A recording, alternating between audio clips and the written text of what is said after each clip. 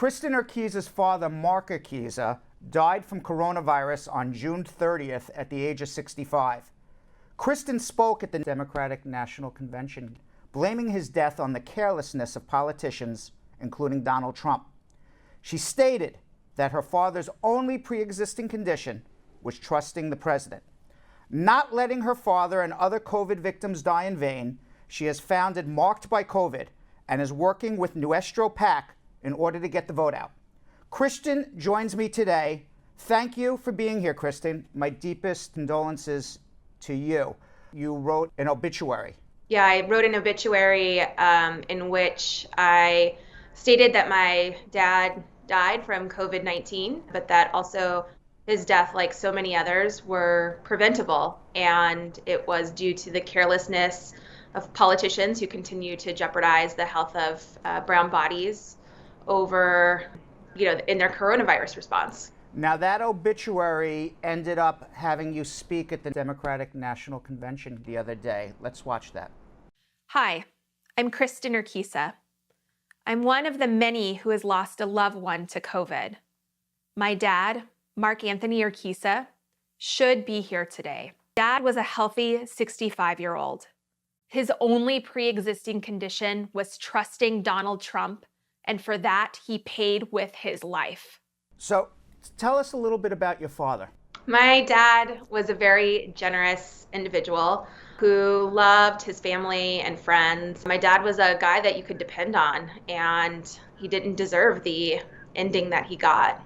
Now, you're an only child. How did that affect you? How did that affect the rest of your family? With my parents, I always saw it as part of my responsibility to pull my weight a little bit in the household. And as I grew older, during the beginning of the pandemic, I was on the phone in January and February with my parents saying, this is really dangerous. We need to come up with a plan because I'm worried about you. And your father's response to that was?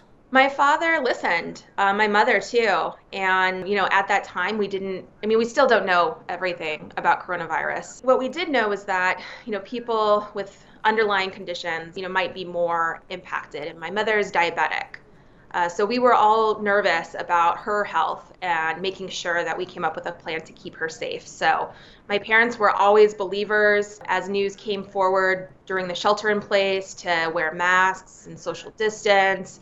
They were, good to adopt those measures and work with me to keep figuring out how to mitigate risk as new information became available. In your obituary, you wrote about the carelessness of politicians, the spread of misinformation.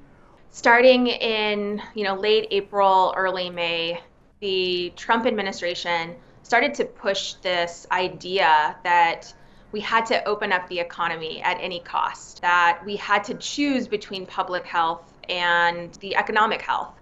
And, what that message was taken and run with, several governors, including Doug Ducey in Arizona, where they were quick to reopen and took it even steps further, saying, we are on the other side of this pandemic.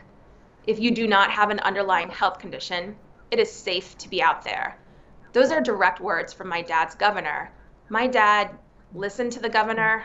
He voted for the governor. We're told in times of crisis to listen to the people in charge. That is what my father did. Do you think, looking back, there was something that you could have said to your father that would have changed his mind? I know he went to a karaoke bar that probably he shouldn't have gone to. I wish that I could find something that I could have done more.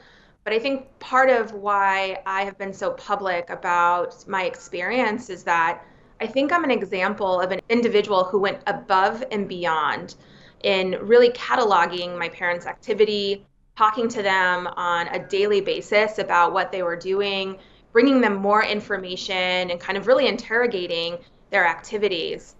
Personal responsibility can only go so far. We also need it coming from the other side, in which our elected officials need to be issuing guidelines that they are working together on for a coordinated, data-driven national response. We can't have one without the other. Did your father respond, say, well, Donald Trump says it's okay, my governor in Arizona says it's okay, he says there's no more coronavirus? So in late May, when Arizona had opened, my dad and I talked about what he was doing. He parlayed to me in a conversation, Kristin, I hear what you're saying about not going back to normal, but why would the governor say it's safe if it's not safe? Now, after he passed and you wrote this obituary that went viral in the Arizona Republic, how did it make you feel? The reason why I've come forward is because I represent tens of thousands of people across the country who are going through the exact same experience as me and who are not being heard. Now, after you wrote the obituary, Joe Biden, the Democratic national presidential candidate, reached out to you. He wrote you a letter. What did it say? It's actually right here. It said something to the extent of, I want to extend my deepest sympathy and love as you mourn the loss of your beloved father. And then it goes on to just share some very heartfelt condolences and some advice on just turning back into family and to be there. His prayer for me and your family is that one day my dad's name will bring just a smile to my lip instead of a tear. It was just very heartfelt and kind and nice. And how did that go to you appearing in the Democratic National Convention giving a speech in favor of Joe Biden? A couple weeks after I received the letter, I got a message from the Democratic National Committee asking if I would be interested in participating in some way with the convention. I really thought about the opportunity and decided to take it, not only because it's a real honor, but also because, again, I wanted to be very clear that I am one of many people who are feeling this way and have been impacted by Donald Trump's terrible leadership. And it feels like the more that I raise my voice, the more I see others coming forward. And I have been really inspired by that. Now, in your speech at the Democratic National Convention, you said that your father had no pre-existing conditions. His only pre-existing condition was trusting Donald Trump, and for that, he paid his life. That was the most powerful sentence I heard that entire evening. What has the response been to you since that went around the world? I've had an outpouring of people working to connect with me and chat with me to learn more about my story. I've been also receiving so many messages that I can't keep up with of people who have said, you are speaking for me. I have lost this loved one, or I have a loved one in the hospital and I don't know what to do. I'm upset with Donald Trump. What do I do? So it's been overwhelming, but also so inspiring in the sense that I believe that when people come together, we're able to change the world. Listening into the convention, that's been reiterated as well from President Obama, talking about democracy being active. We need to participate, and I'm seeing people ready to participate. And I think that will not only help us elect somebody who's more compassionate to the office, but we need that going forward to continue to make sure that these folks prioritize us when it comes to COVID recovery and response down the road. Now, you're part of the Nuestro PAC talking about Get the Vote Out. And that's dedicated to getting out the Latino vote. And you just actually released a new commercial with you in it. Let's watch some of that. My father died of COVID in an ICU room with a nurse holding his hand. My father, like so many others, should not have died from COVID-19. His death is due to the carelessness of Donald Trump and the politicians who continue to jeopardize our health through a clear lack of leadership. So did you ever think a year ago that you were going to be such a vital part of getting Joe Biden elected? I don't think I would have thought that. I do know that I was planning on playing some role in the elections in the sense of I wanted to support the Democratic nominee, whoever it would be, to replace Donald Trump. But I wasn't expecting to be talking to folks about the loss of my father. And quite honestly, I'd rather be knocking on doors right now than doing this. Now, you also started the organization Marked by COVID. Obviously, Mark is your father. He passed from COVID. Tell us a little bit about that and what this organization is doing. Yeah, thanks for asking. We decided also the name Marked by COVID because we want it to be a space and a home for folks who have been marked or impacted by COVID in a variety of ways. So it's about folks that we've lost. It's about the people we stand to lose if we don't prioritize public health. But it's also a place for workers and others who have been impacted by our COVID response in other parts of the economy. And so right now we're working with people who have been impacted or marked by COVID to help them work through ways in which to engage their local or federal elected officials and share their stories and hold them accountable. And we're growing rapidly. And I've talked to who've been impacted, Brad. It makes me so proud to be an American. These folks are just inspiring, that through their grief are willing to take a stand for their beliefs. How does it make you feel never having to be able to say goodbye to your dad? He died alone in a hospital bed. Nobody was allowed to see him. My dad didn't deserve that. And how does it make me feel? I think about it every day. I wouldn't wish that ending on my worst enemy.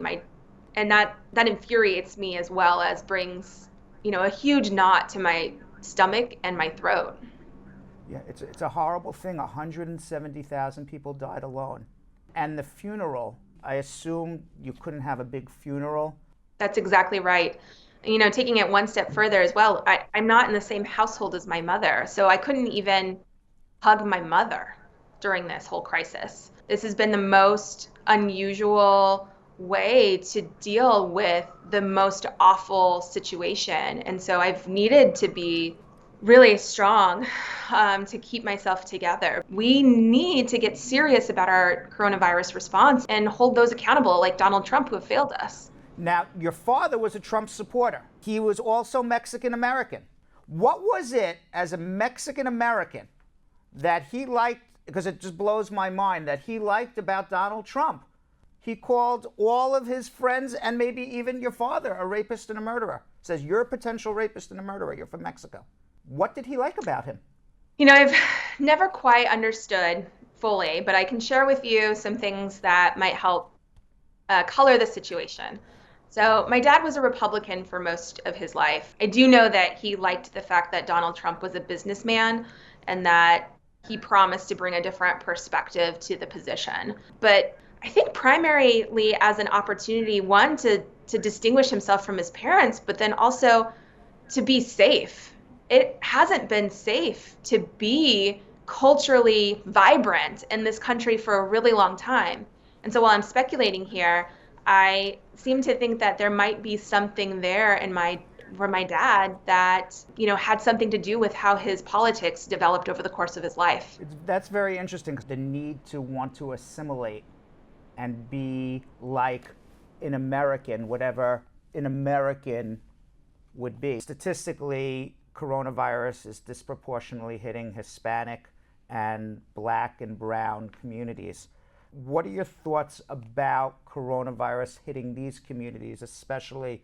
Why do you think it's happening, and what should we be doing about it? This is part of the reason why I came forward as well. My community that I grew up in, which my dad lived in, Maryville, is 70% Hispanic, mostly immigrant, low-income folks, people who worked in the grocery stores or in the fields, hospital workers, et cetera. And, they had the highest proportion of cases in the state at the time in which Arizona had the highest proportion of cases per capita in the world. It was ground zero. And even here in San Francisco, we've been able to keep our cases really low and our deaths really low. But if you look at the numbers a little bit deeper, half of the cases are in the Hispanic Latinx community, while that community, we only represent 15% of the public. So this is a systemic issue. And I think that what coronavirus has laid bare is this longer and broader system of decisions and systemic racism, and how it's really taken hold of our communities, so that people of color are bearing the brunt of this virus. And I think that's what fuels me to be so outspoken, because these literally are the people who are the skeleton crew in our economy whenever we were shut down. These are the folks on the front lines keeping us afloat, and yet we're not prioritizing keeping them safe, making sure that they have what they need to not just serve us, but to hopefully thrive and have opportunity in this country. So yes, it's something I'm very passionate about. What would you say to Donald Trump? We need to have a federal mask mandate. We also need to make sure that people who are sick have the financial support to stay home. I don't know why masks became political, and I don't even understand why science is political. We're arguing whether climate change is real or not. Scientifically, it's real. There's been a scientific study that has been done in a controlled group that says masks work. The way I think about it, part of it has to do with our federal priorities for quite some time, right? So we are a reflection of how we spend our money. And the federal budget overwhelmingly goes to defense projects, which while national security is a priority, it shouldn't eat up so much of the budget that we don't have funds for education so that people can learn what is the scientific method, so that, we can't have a social safety net so that when people stumble, they have an opportunity to have a second chance. If people understood what a scientific method is, nobody would question science. Exactly. Education has become more of a check the box versus a journey in learning and an investment in our future. And if you look at places like Japan and China around the world, they have a totally different approach to the way that they think about education than we do here in the US. Let's hope, just for education's sake, that Biden wins, because we know his wife Jill is going to make education a priority. She herself is a teacher. This is a show about reaching your American dream. Tell me about what your American dreams are. Have they changed? And have you reached them? And if not, what do you need to do it? My American dream is that we build a more perfect union that really centers equity and opportunity so that all people can thrive. I care so much about this country as being an engine for us to really see human potential. And, I hope to play a small role in that journey of making that happen for other folks. Well, Kristin, thank you very much for coming on. I really, really appreciate your time. My condolences again on your father. You have done an unbelievable job. You were so sincere and so on point. You're very, very well spoken. You're going to do wonderful work promoting everything that you believe in. And thank you for coming on. Thank you, Brad, for having me.